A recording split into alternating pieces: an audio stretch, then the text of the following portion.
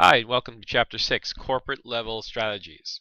So in this chapter, we're going to be talking about the corporate profile, corporate strategies, different means of pursuing corporate growth, when stability is better than growth, and the Boston Consulting Group matrix. So let me give you a brief introduction. So corporate level strategy, sometimes known as firm level strategy, is the strategy that the top management of the company will put together for the overall corporation. So what this is it's a very high level strategy of this is basically what we're trying to do as a company that they're going to utilize to direct all areas of the company, filtering all the way down to the lowest level employee. Now, the strategies are generally formulated at a functional level or a business unit level, because some companies may have many different business units. So the strategic strategy has to be formulated at this competitive or functional level. And we're going to talk more about that in the following two chapters. So let's first look at the corporate profile. So what is the corporate profile? This is something that definitely has to be understood before any corporate level strategy can be made. So three options is, for the corporate profile. Either you're going to compete in a single industry, so this could be a firm that specializes in just one industry. Maybe it's like a Shake Shack and they just compete in the casual fast food segment. Or it could be compete in relative or related industries, so it allows the firm to develop a strategy and a synergy among the different business units to compete in related industries. So when you're making a combination of two organizations, it hopefully becomes more efficient, more effective than competing separately.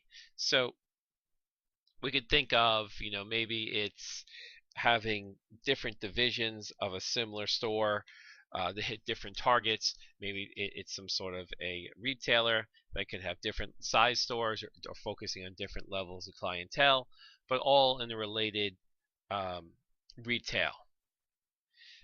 Now, compete in unrelated industries to minimize risk through diversification. This is more like a conglomerate, like a GE, where you would want to diversify the different businesses that you have to try to prevent the slowdown in any one business affecting the overall business level of the total company. So this is something that is less common these days, but there's still a few companies out there that will operate in this type of way. So let's talk about corporate growth strategies. So not only corporate growth, but corporate stability and corporate retrenchment. So these are three different options we have for thinking about the top level strategies before we deploy them. So the most popular one seems to be growth. Strategies that are going to increase the size of the company's sales and hopefully the profits. Stability would be a strategy where you want to maintain what you currently have. And retrenchment would be a strategy where you're pulling back to try to preserve the core of your business, sort of cutting out the weak links to make your overall business much stronger. So let's talk about the different growth strategies. So, of course, growth strategies, we're going to seek to increase the revenues and market share of a company. So the executives of the company are going to have to figure out that if they want growth to be their strategy, they have to understand that they need to be in a healthy industry that has growth potential. So if you're trying to fight for growth in an industry that's declining, it's going to be a losing strategy. So firms should seek growth only if doing so is the best interest of the organization, given its particular position. So when we're talking about internal growth, this is trying to grow with what your internal revenues, with what the company currently has, its current workforce, its current products. So it's growing the existing business rather than creating a new one or purchasing a new business. So you're trying to capitalize on what your company's currently about and get your product better distribution, better awareness, maybe increase advertising, and expanding um, the reach of the product to different countries or different markets. And this is something where, if you think about certain retailers expanding. So when Chipotle Mexican Grill had only 100 restaurants, today it has over 2,000 because it's seeking an internal growth strategy. Um, Although there may be other strategies they're seeking to growth, but internal is their biggest one they're looking for. Now, when we talk about external, we're talking about acquiring other companies.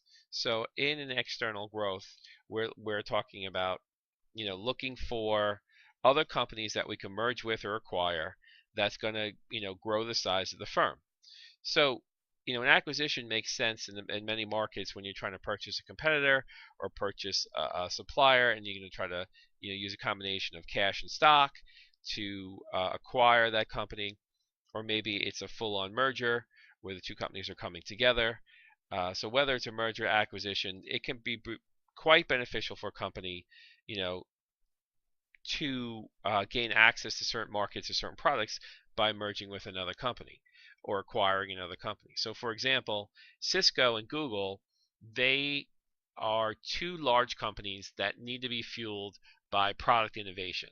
So it's very difficult for these companies to just develop the innovations in-house. So they often acquire smaller, more nimble, more innovative companies, and both Google and Cisco acquire generally more than 30 companies a year to keep their growth continuing and keeping their investors happy and moving into new products, new markets, better technology, better um, ability to compete. Also airlines. We have such things as if you look at the airlines, they've been on an acquisition or merger for strategy for a long time. If we look at Delta and Northwest, United and Continental, Southwest and AirTran, these are, a lot of activity. And the biggest activity probably was American Airlines merging with US Airways, which formed, the largest airline in the country. Now, so it's a common strategy, this external growth. And, you know, a merger is, think of a merger like two companies coming together in a marriage, not one company purchasing another company. Where an acquisition is really one company acquiring by purchase another company. So both, usually larger companies acquire smaller companies, or two companies of the same size will merge. Although it's not impossible for a small company to acquire a bigger company. They just have to have the cash available to do that. Okay.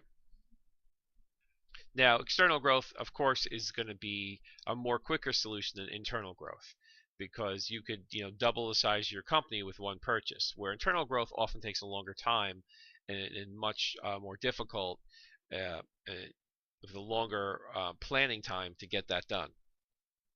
So the pursuit of external growth can enable a firm, to modify its corporate profile because it may be competing in newer industries. So growth is not necessarily always the best strategic alternative for a healthy company. There are other alternatives that we're going to discuss here. Okay. So another thing to talk about is horizontal integration. So horizontal related integration. So what we're talking about here is that, it's a company's looking to buy what I would think of as a competitor in the same modality. So it could be Taco Bell purchasing Chipotle Mexican Grill. So it's a horizontal integration where, think of horizontal, where companies of the same aspects or business strategies are competing. So fast food, you have McDonald's, Burger King, Wendy's. Those are horizontal competitors that could be purchased and integrated into a horizontal related integration. So, and it allows firms to operate in a single industry or grow rapidly without moving into other industries. So this horizontal growth is just so it could be, two gas stations, sort of like British Petroleum merging with Shell in the gas station divisions and making all, one company of gas stations. So it's just competing in the same scale, same scope, but you're just buying competitor that's very similar. Just like I had mentioned before with the Southwest purchase of AirTran, they're both discount airlines, and the purchase of AirTran for Southwest opened up more routes for them to fly, including routes to Mexico and the Caribbean, which previously they didn't have, making them an international airline as well. Now, when we talk about horizontal related diversification, this is when a firm is going to acquire a business outside its present scope of operations. That's going to be, similar or related to the core competencies. And the core competencies are the firm's key abilities, key capabilities to, for their collective knowledge and skills and fundamental strategy that helps them to get their long-term profitability. So a core competency could be sort of like McDonald's fast food, fast service, clean restaurant is a core competency of McDonald's. Intel's core competency is making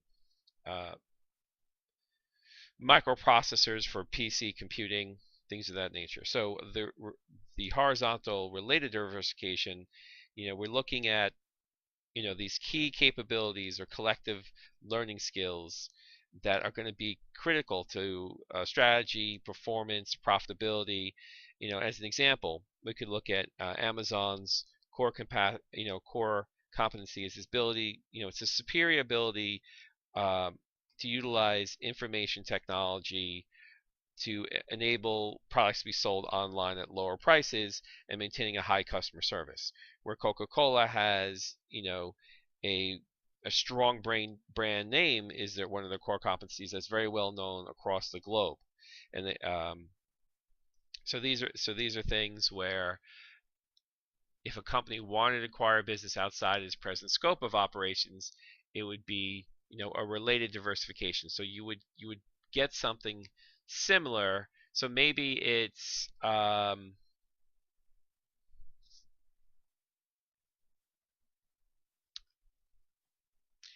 let's see. I was just trying to think of a good example of a related diversification. So it could be a sports-oriented retailer that's going to acquire a sports shoe store as an additional retailer. So it's a related diversification. It's shoes, but still all in that sports, the core competency of a sports arena. Okay, let's look at the conglomerate unrelated diversification. So if you have a conglomerate like GE or GM, who have many businesses within inside of their company, so that so they would want to move into related business areas to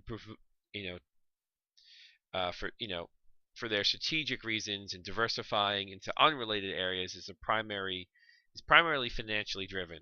So they would say, okay, so we have this good set of 20 companies, but let's buy a new company that's even more profitable. So let's move into an area or acquire a company that is going to be more of a growth company, more of a higher profitability margins for us. So it's a way of the conglomerate making up for other product lines or divisions that are slowing down or declining by moving into new markets that are more up and coming and can provide more profits.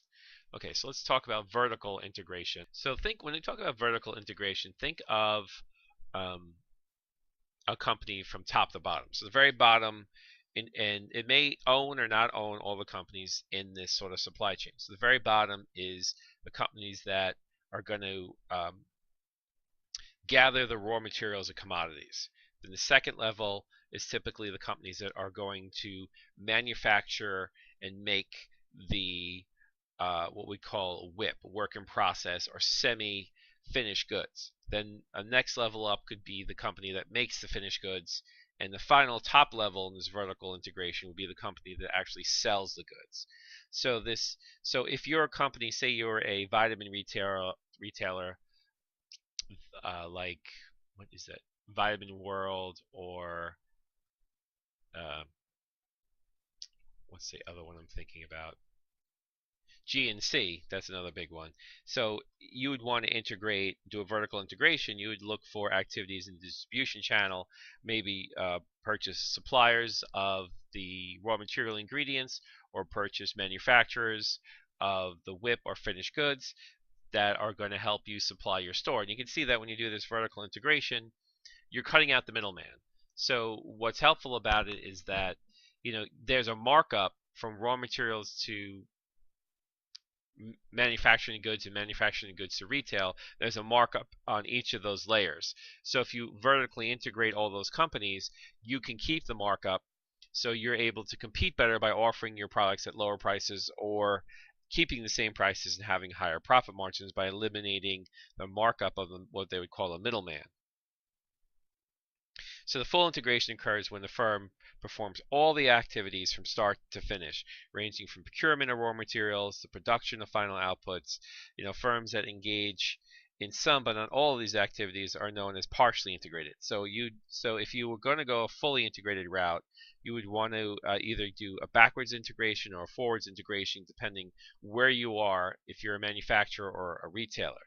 Now, this one thing that could prevent some companies to be fully integrated is that, say you're a manufacturer of a product like vitamins we're talking about. So you're a manufacturer of vitamins, and you sell to all the different vitamin stores out there, like Vitamin Shop, GNC, Vitamin World, and plus all the independent stores.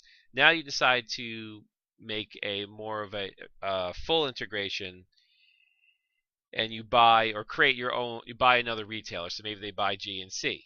Well, all your competitors now are going to say, well, why would we buy any of your products if you're competing with us now at the retail level? So there could be the danger of, if you go to the retail level, you could alienate your current retail customers. So sometimes the vertical integration isn't always a clear win. You have to really look at some of the disadvantages of vertically integrating forward or backwards, as far as destroying your relationship with your current suppliers or current retailers, which could be, if your reach is 100% of the marketplace, and by buying a small chain of retailers, you now have reduced your reach to 50%, because your current retailers will no longer buy your products if you're selling them in your own stores. And this could happen also as a problem for companies that try to make an online store. So if you make an online store, or buy an online retailer and you're selling your products online, why would retail stores want to hold or sell your products if you're selling it at a discount or lower price online? So they'd say that I really can't compete against you if you're going to sell your own products this way if you're fully integrated, and they're going to drop your line. So these considerations have to be thought about. But there are many advantages to the integration. It can reduce transportation costs, provide more opportunities to differentiate your products. You have more control over the inputs, the quality, the distribution channels that you can get to. So there are, of course, as many positives as negatives. So companies really want to think closely before making this decision about, what they're going to do with their integration. Now, also, technology can be secured as far as when you're buying other competitors or other pieces in the vertical integration, and this technology can, maybe you're just buying the company for pieces of this technology, sort of like when Apple purchased Next, Steve Jobs' computer company, before that he ran in the 90s. They purchased Next to get really the operating system. They didn't really care much for their hardware. So the advantages, the disadvantages, some of the disadvantages can also include, reducing your operational flexibility. If you're, heavily invested in one retailer, or you own a retailer, or you own a manufacturing plant, you could have, a problem with alienating other competitors. When they talk of lack of flexibility, you might have an issue where you're not going to be able to, in the past you were able to ramp up your inventory quickly by purchasing from different manufacturers. And now if you're the sole manufacturer of your goods, that may be a problem to go to the subcontracting, but not completely impossible. And the overhead costs if you're not really efficient at running some of these businesses, the overhead costs or fixed costs may be difficult to get to be as efficient as someone whose sole business is manufacturing or sourcing raw materials or retailing. So that could be another issue that management has to worry about. And finally, you might be paying higher prices for some of your supplies if you become your own supplier or own manufacturer, and you don't have the economies of scale that the middleman you were purchasing from originally had. Could be an issue. Okay, so let's talk about strategic alliances or partnerships.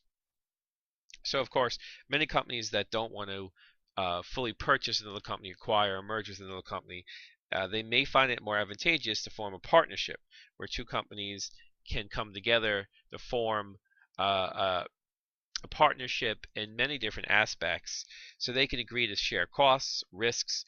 They can benefit by pursuing new business opportunities together, including joint ventures. It could be including a franchisee and a licensee agreement, joint operations, long-term joint supplier agreements, marketing agreements. So these are just a handful of things that companies can do to work together as an alliance. It could be temporarily, or it could be long-term, to to deal with multiple projects in a way that's going to increase both companies' profitabilities.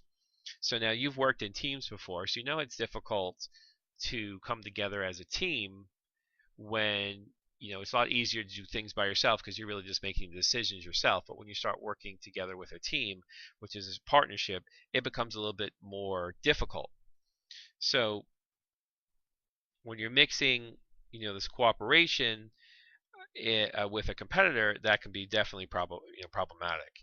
So many small merchants will collaborate with Amazon, but they found this to be a big problem when they take Toys R Us, which originally collaborated with Amazon, and then down the line wound up suing Amazon because they found that Amazon was selling the same or similar toys for less money, and so both parties were claiming that the other party weren't living up to their strategic alliance, and then that strategic alliance was ended in court.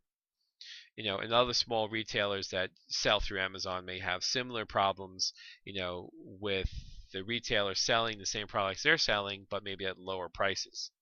Now,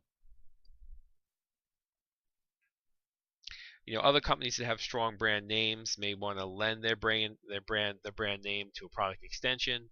So it could be something where maybe one of your companies, you have a set of characters like the Marvel characters, and maybe come to a strategic alliance with another company to make action figures out of your characters. Things like that would make sense. That would make both companies more money if they work together. So strategic alliances are nothing new. Many companies have done them, have worked together. I know you have strategic alliances among NVIDIA, Intel, and AMD as far as talking about Xbox, Nintendo, Switch, Mac PCs, and regular PCs. So there's a lot of history in companies working together in a strategic alliance. And they have two major advantages over mergers and acquisitions. First, they minimize the increase in bureaucracy. So if you're going to be in development or coordination, so if you're going to work with, say you can make a strategic alliance with a company in China to help better integrate your products and your company in China. So if you're an American company, you know nothing about doing business in China or all the red tape or paperwork that has to be filled out, partnering with another firm can make that a lot easier. Many companies have done that with China and India to try to make penetration into their markets through strategic alliance. Has been proven much more successful than just doing it yourself.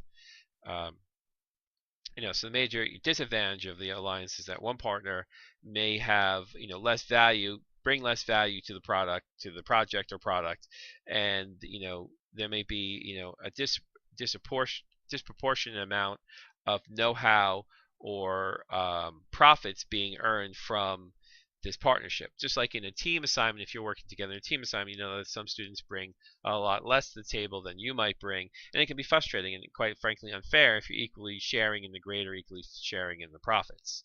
And a lot of car companies have experienced this when they wanted to do business in China, that they were really almost forced to have joint ventures and share technologies with China, which could lead to some unfair trade practices if those technologies are utilized and they eject the strategic partner later on and just make cars that compete with it directly. So these are some things that could be involved here. So let's talk about stability strategy. So, what is stability strategy? So companies, it's sort of like the status quo, if you heard that term, where companies, they don't always, want to have a very aggressive growth strategies. Sometimes a firm wants to just have a stability in the industries that it's in and to maintain its current array of businesses at hopefully the similar or current sales levels. Because the stability enables the corporation to probably focus its efforts in a more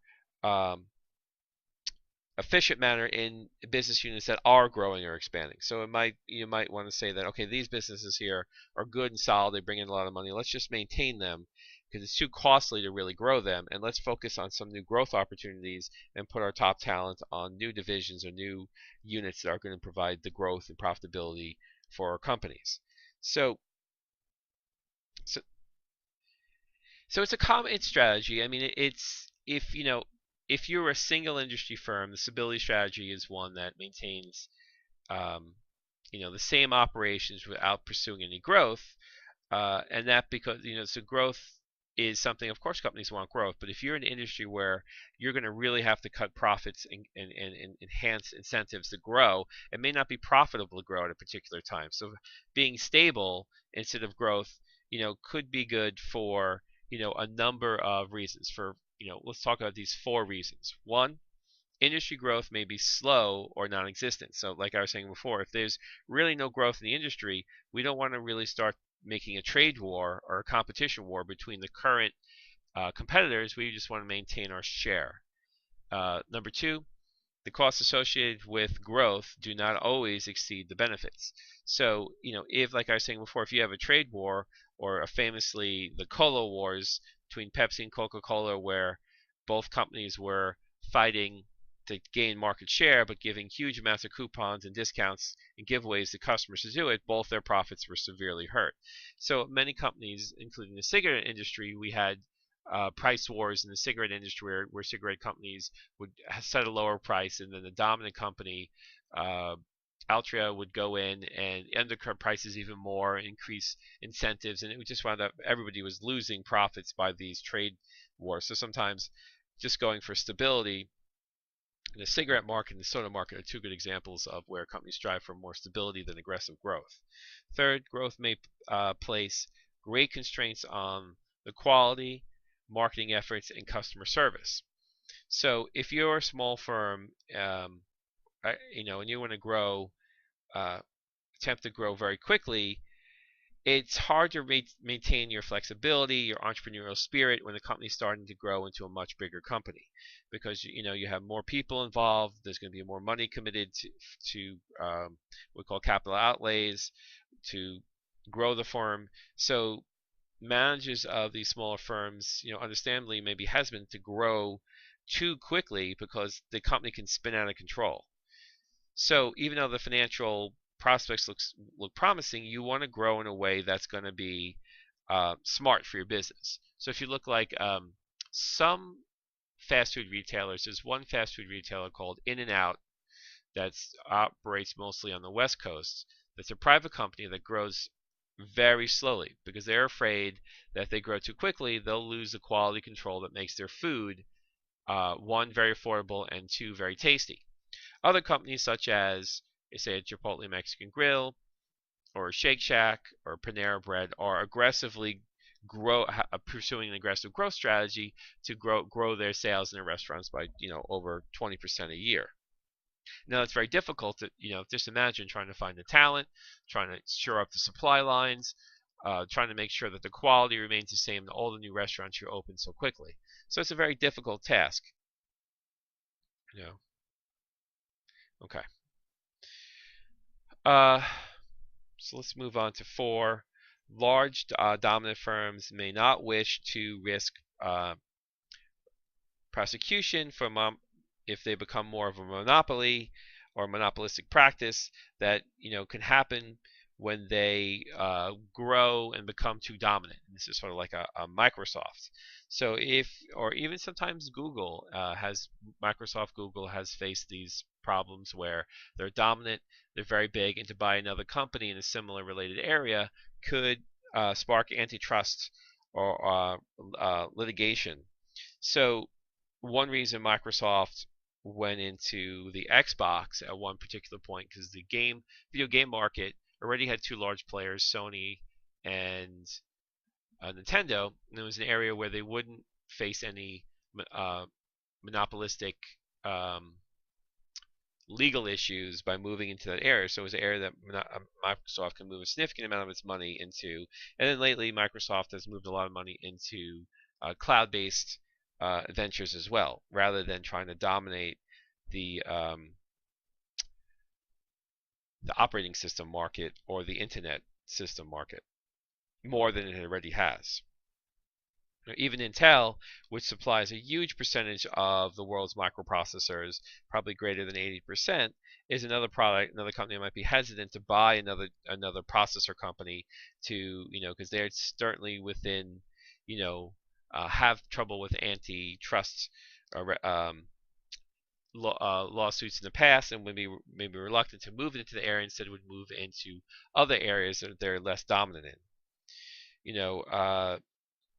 So any place where a company is really the dominant player already and is looking to buy or acquire another company that's going to make them even more dominant, they could have a real problem with these issues. And already we've seen a number of companies that have had to scrap their merger acquisition plans because of these legal issues. So it's quite common. All right. So let's talk about retrenchment strategies. So this is when, think of retreating on the battlefield. So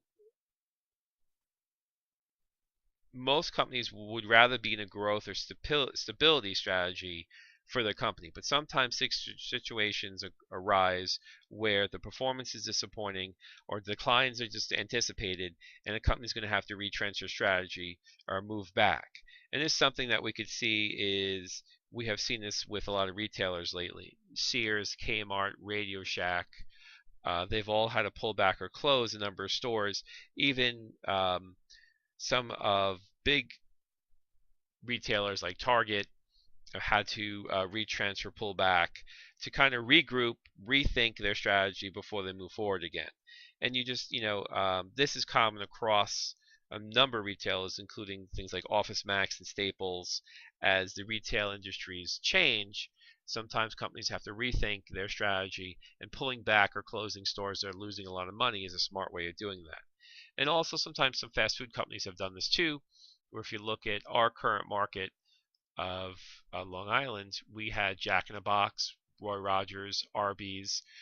These were commonplace fast food retailers on the island, and all had retrenched over the years to remove their operations. Some of them have come back slowly, others have just stayed away because the market in Long Island is extremely competitive for food and fast food oriented businesses.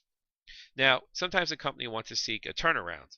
So the company's having some sort of trouble, so they want to pull back, get their resources together, and an attempt to turn around their business at a later date. Something that Toys R Us was trying to do before they went bankrupt was close a number of stores, could preserve cash to hopefully come out of bankruptcy and do a turnaround. Unfortunately, it did not work out for Toys R Us, although it did work out twice for Chrysler during the recessions of the 80s and 2000s, they were able to come back from the verge of bankruptcy. In fact, this Great Recession, both Chrysler and GM, with the help of the government, were able to come back after a near bankruptcy to retrench, rethink things, and then come back even stronger after the recession was over. So it's not completely uncommon to see businesses that were once very strong that do very well to have to pull back. Sometimes companies like Blockbuster pull back to the point where they just go bankrupt because they can't turn it around, and they get product innovation comes in a way that puts them out of business, such as Netflix on the streaming side, or DVD rental through the mail side, and Redbox on the convenient dollar a night rentals. So even very strong companies like Toyota, Honda, Starbucks have all had to retrench, lay off, rethink, and then move forward again. So it's really sort of like taking one step backwards to take 3 steps forward at a later date. Okay, so the turnaround is a unique position where a company is going to look to say, for example, a company like GE is going to look to eliminate or sell off unprofitable divisions and hopefully acquire more profitable divisions, reduce the size of its workforce to cut the costs, cut their distribution, some way to shore up the company from the bleeding profits, the bleeding dollars, to a point where the company's at a size that's manageable and profitable again. Now, a divestment, this is going to be when a company is going to, and I kind of mentioned this as part of something you do during a turnaround, is you want to sell off another part of your company and divest yourself from a particular company. And actually, Microsoft owned a lot of Chipotle Mexican Grill, and they divested themselves. I'm sorry, not Microsoft. McDonald's owned part of Chipotle Mexican Grill, and they divested themselves. And actually, McDonald's also owned for a while Boston Market, and they purchased Boston Market out of bankruptcy to get its real estate and kept its stores running for a while, and later sold Boston Market to a capital group. And McDonald's in the past has owned burger chains, and there was a decision by McDonald's at some point: let's retrench, sell off these non-McDonald's properties, and focus solely on McDonald's brand and refurbishing McDonald's, making new products, rebuilding, renovating the McDonald's restaurants. So that's an example where they divested themselves of some of those other businesses. Now, talking about fast food, there's also Pepsi that famously spun off their restaurants, KFC, Taco Bell, and Pizza Hut, when Pepsi felt that the soda and the beverage industry and the food industry was a better growth opportunities in that area. They decided to spin off the KFC, Taco Bell, and Pizza Hut, which they originally purchased to ensure that the Pepsi products would be sold in those businesses. And then later on, after they divested themselves from that group, they went on to purchase Gatorade and Quaker, which they thought was more in line with their business strategy. So divestment can be a good way of kind of realigning your company for better growth.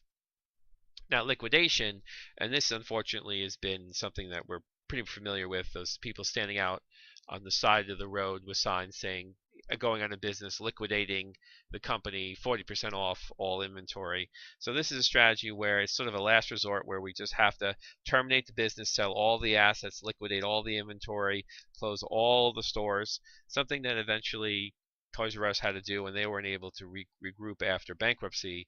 And if you're just going to accept the financial losses, you're going to have to lay off all your employees in these divisions and just liquidate the business completely, because it's not something that you can maintain as a business where you can make a profit anymore.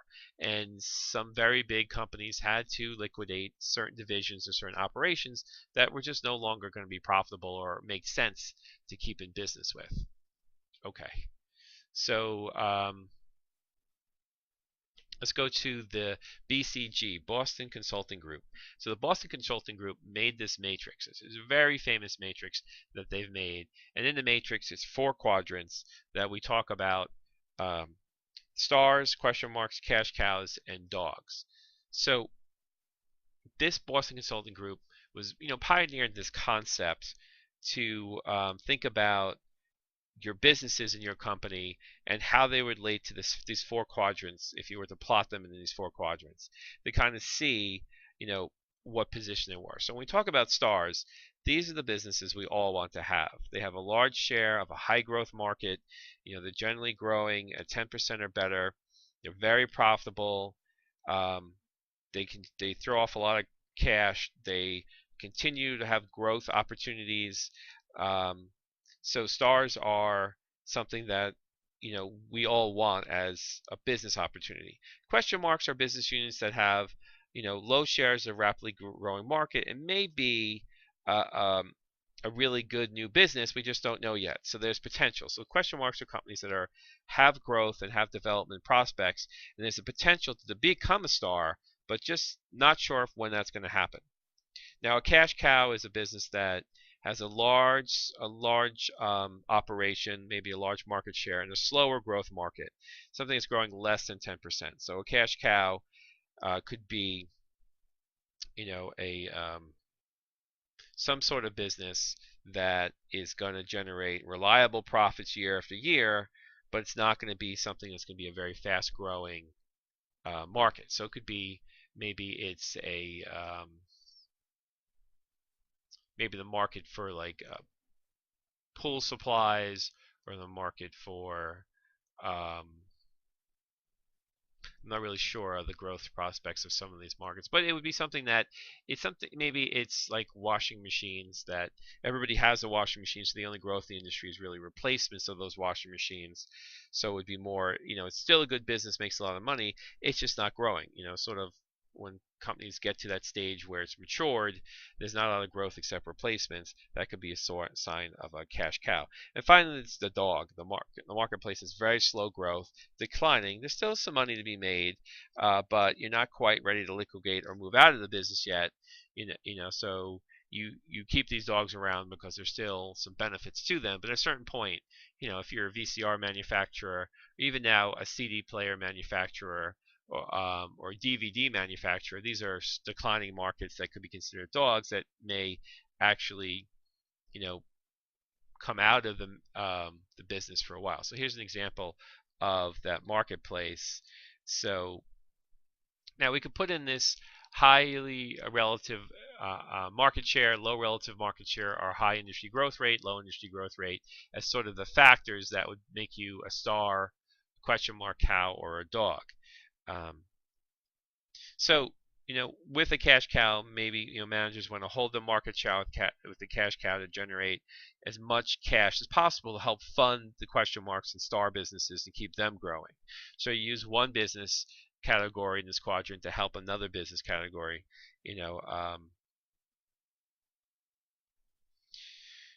So for example, if we talk about the milk industry, it's a declining industry that maybe it's a cash cow, no pun intended, but maybe we want to use that money to start investing in making soy milk or almond milk or some other replacement beverage. Or at a certain point, you might want to divest yourself of a business that becomes a dog and sell off that business and try to buy another one or start another one that's going to be more of a star, or at least a cash cow. So just move it. So when we look at this, we have some 4 options for strategic managers. 1, they can build market share with the stars and the question marks by advertising, developing their brand, developing brand awareness. They can hold the market share of the cash cow, something I was talking about. If you have a cash cow, maybe it's a cigarette business. You want to make sure that you maintain your market share and you maintain your cash generation from that business. Or you can harvest the the cash in a short-term basis and maintain it as long as possible before you have to divest yourself of the unit when it's a dog and it's just not really making any more money. Okay, so let's talk about other considerations. Involvement in international level, involvement in the multinational level, or in a global level. So how does this work out?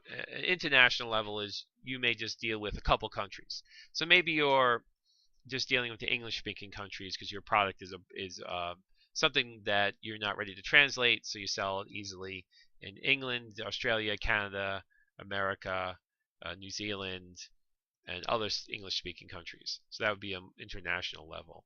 A multinational level would be many more nations selling it, and maybe 50 or more nations. And then a global level is sort of like Coca-Cola, Pepsi, trying to sell your product everywhere you can. So different strategies for being involved in international level, where you may not have, in an international level, you may just have a domestic presence for manufacturing, but you're trying to use importing, exporting to move that along.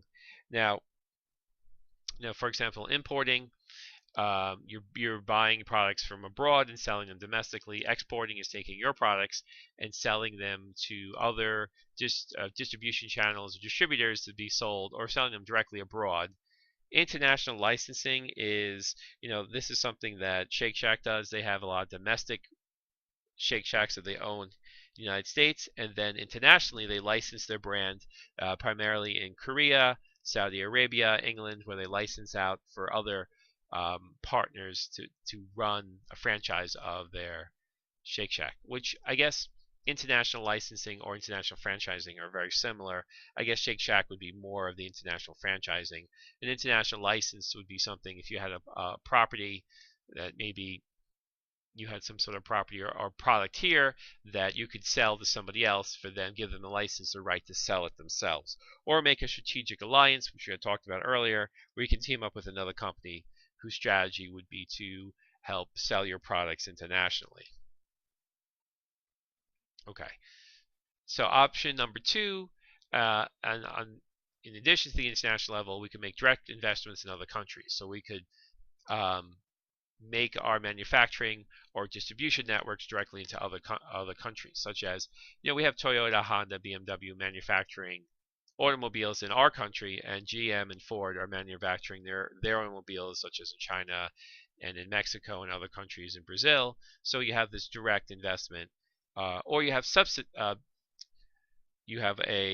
a subsidiary that's going to operate independently from each other. So you create your own subsidiary of your company to operate in a different country. That's going to be sort of like their own company. It's tied to the parent company, but they're sort of given their own independence to run their company in a foreign country. Okay, so corporate global strategy level number 3.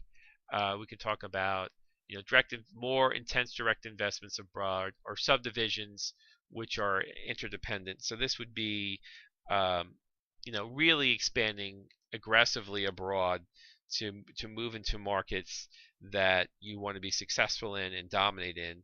And big companies like Walmart and Target, Amazon, Netflix, these are strategies where they want to dominate the global presence for their company abroad, many categories.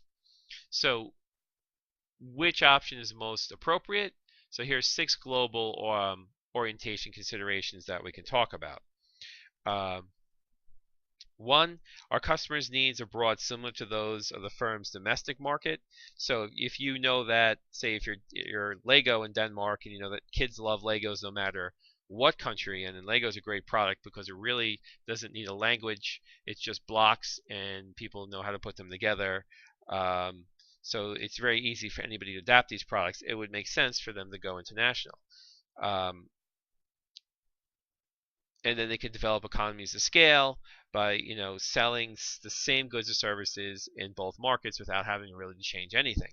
Maybe some packaging, some language on the packaging. 2, our differences in transportation costs favored abroad favorable and conducive to producing products and services abroad. So if you look at something like Coca-Cola, it makes no sense to bottle the soda here and pay all that money to transport it across. So in that case, you would want to it would make sense to bottle it in a foreign country, directly bottle it there, and then use the local transportation networks to deliver it.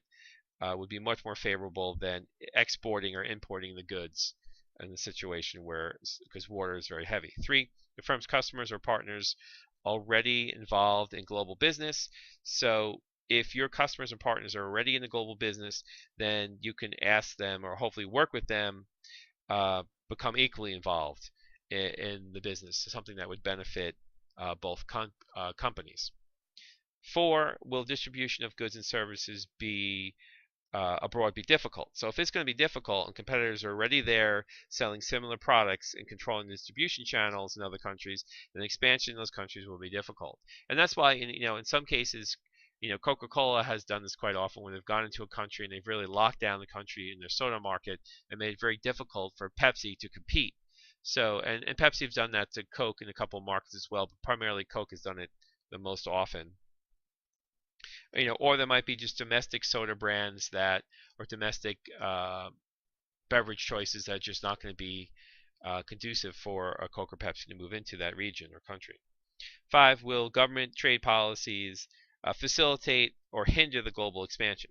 So we have to worry about, if we're going to think about going global, what is the trade pacts already in place? Are we going to benefit from a NAFTA, or are we going to be held back from a TPP, Trans-Pacific Partnership?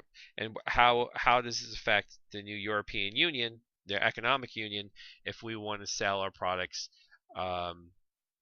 in Europe? And one of the problems with England separating from the EU is that there are some companies that were set up in England to gain access to the EU, and now they're going to have to move their operations to Ireland or another country to be a participating in-house member of the EU for their business.